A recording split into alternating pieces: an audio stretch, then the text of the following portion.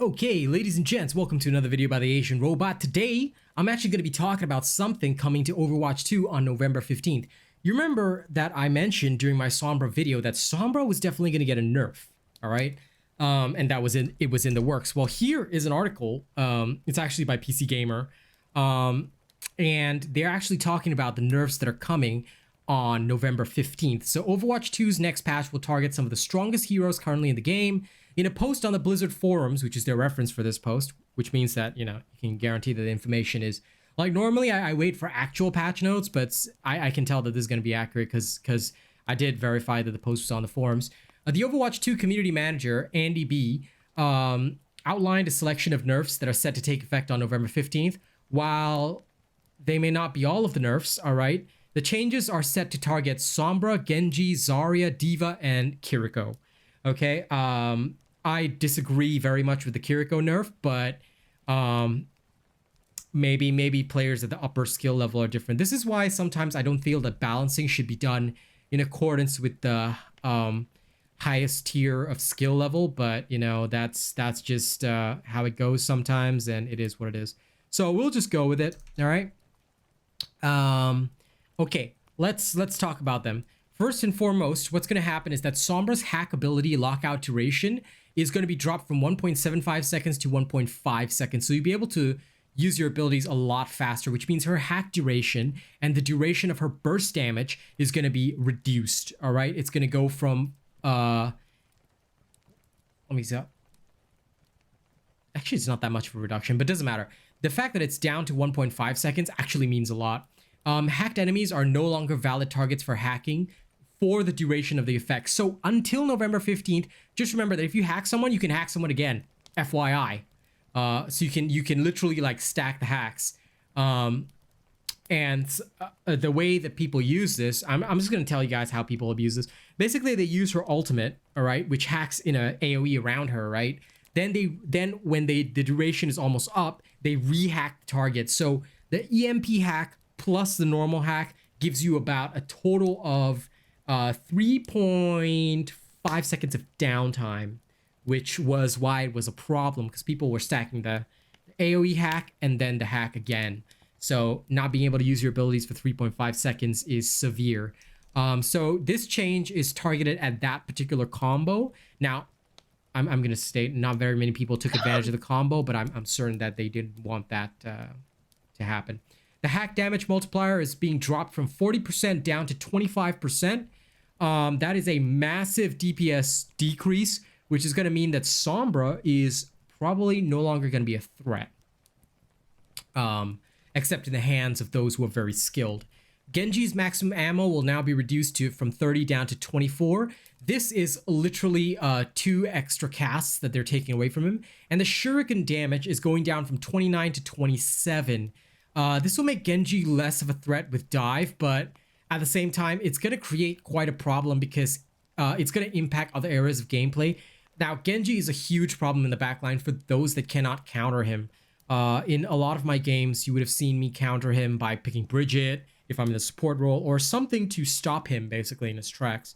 In this case now, he's going to be less of a threat, so there's more counters available, but it might make diving the backline a lot more difficult, and you're probably going to see a resurgence of Reapers attacking the backline, and those current Reaper players are already very good.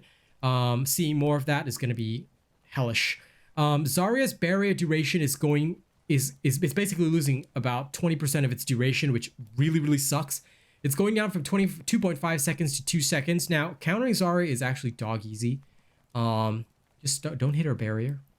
Now, the problem is mostly in competitive play where she can shield at a distance. So she shields somebody like Genji and basically gives him free reign in the backline to really devastate. Now, with pro teams, that is the case. But here's the thing. A lot of games happen, like the majority of games are in the casual sphere or in the competitive non-5-man stack sphere.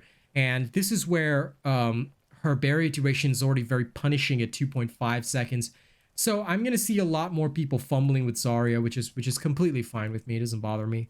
I myself only use her in you know, unique situations where I'm sure that my diver can work very well with her. D.Va is going to see her fusion cannon spread increase from 3.5 to 3.75. The booster's impact damage is going to be reduced from 25 to 15. So impacting some of the boosters, barely going to cause them a scratch. But I'm guessing this is somewhat important. I never really used my boosters to finish off anyone, but I think that it might have been necessary, you know, considering the strength of good D.Va players in like, you know, distracting and pushing away the enemy team. However, I never really use her for that. I mostly use the boosters for mobility, so it doesn't really impact my playstyle. Kiriko's Swift Step invulnerability duration is reduced from 0.4 to 0.25 seconds. I've honestly never even felt this, but I'm going to assume that people in competitive have been struggling against it quite a lot, so that's probably why that change happened. Now, that is basically it for all the changes. My personal thoughts on the changes are the Genji change is probably a bit of a necessity. Seeing as Genji is a seriously strong diver right now, and he really messes up a lot of teams. But reducing both the ammo and shuriken damage, it might be a bit of an over nerf. I think it might be an overcorrection. The truth will remain to be seen eventually as we play the game once the patch drops on November 15th. Sombra's change, I believe, was very much necessary, but she is still very, very, very good at infiltrating enemy backlines. So against teams that may not be fully aware, she's going to be a huge pain in the ass. Zarya change, I'm so thankful for, but in my opinion, it's going to make Zarya useless for me personally. I would probably pick other tanks. Reinhardt is quickly becoming my favorite again. And D.Va's change will not impact my particular playstyle, but the fusion cannon spread increasing probably means that you can't exactly snipe with the fusion cannons, which some weird people were doing. And since it doesn't have a reload, it can be quite devastating up close and personal. Either way, that is how D.Va was meant to be played, so yeah, that should be fine. And since they're not touching her missiles, I am super happy about that. Okay, that is about it. Thank you guys very much. You guys have been a fantabulous audience. Don't forget to like, share, and subscribe. And if you've got any comments, things you want to hear from me, or videos you want to see, leave a comment on this video. Thank you very much. Like, share, subscribe, and here is a thank you to all the channel members currently making this possible. All right, we always got to do that. We always got to give a thank you at the end because they are awesome people. So here we go. Sorry, I got to pull this up from my members tab. See, I don't, you know, I do this all live. We check it live. We check the data live. So our top fan right now, Death Dawning 982 at plus ultra level. We've got Miss Eve, Stephen Martin, Jerry Fast, Joshua Moritz, Rogue Assassin, Old Mr. Cream Puff, and Zach and G. They're all prestige people.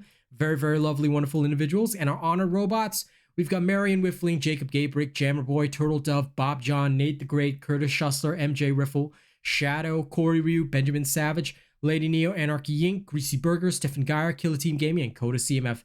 Thank you guys very much. Thank you to all cool bots as well. If you want to support the channel, become a channel member and see more content happen. Thank you very much. I'll catch you on the next one, okay? Y'all stay frosty now.